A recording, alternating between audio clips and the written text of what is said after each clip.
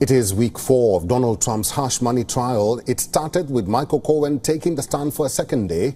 Like Monday, Cohen explained how he was a fixer for Trump. He worked directly for Trump and mainly threatened lawsuits against people who could hurt his boss, Trump. On the stand, Cohen accepted to lying on multiple occasions for Trump.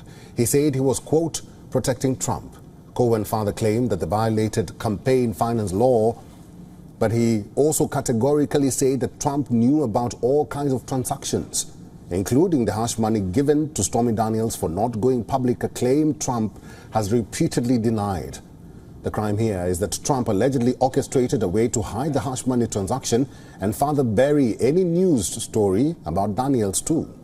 Cohen also testified that Trump was pushing the story only till the 2016 elections. Cohen, in many ways, was strategically brought by the prosecutors. He corroborated testimonies of those before him, David Pecker, Hope Hicks, and Stormy Daniels. The trial comes less than 6 months before elections, and Donald Trump is hardly getting the time to campaign.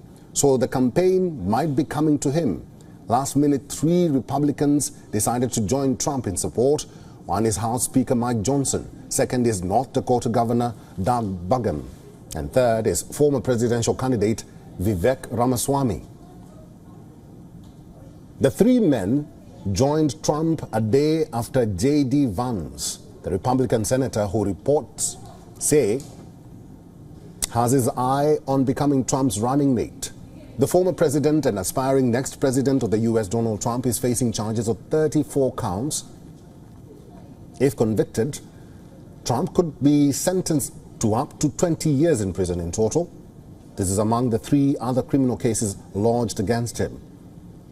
But it is the hush money case that will be the only one to see a verdict before November's presidential elections.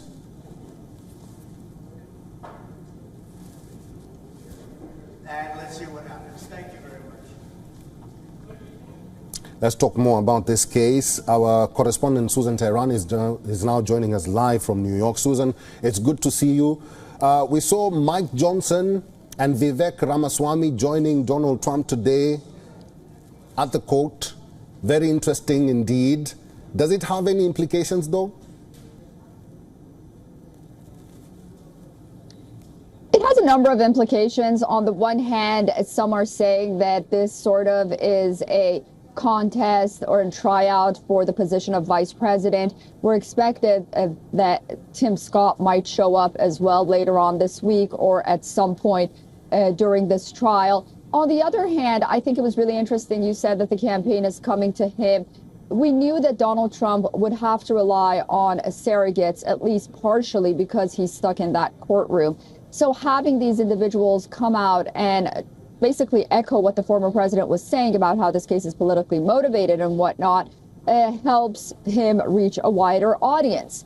And then thirdly, you know, there's this issue with these representatives coming out here, and it's just, you know, for moral support, and his supporters sort of feel like, you know, Donald Trump is the leader of the party at the end of the day, and where he goes, the Republican Party follows.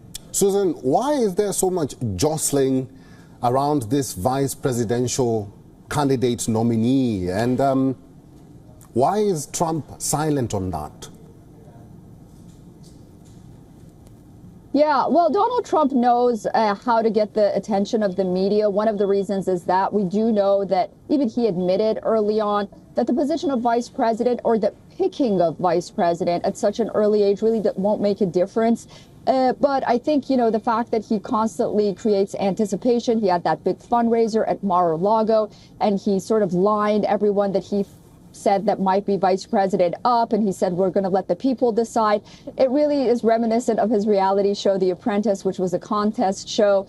And I think some of it has to do with that. But he's also made clear that until the Republican convention, he's not going to name a vice president, and perhaps even during the convention, which, again, is not very conventional, for a lack of a better word. So I think a lot of it has to do with that. All right, Susan Tehrani, live in New York. Thanks, Susan. For all the latest news, download the WION app and subscribe to our YouTube channel.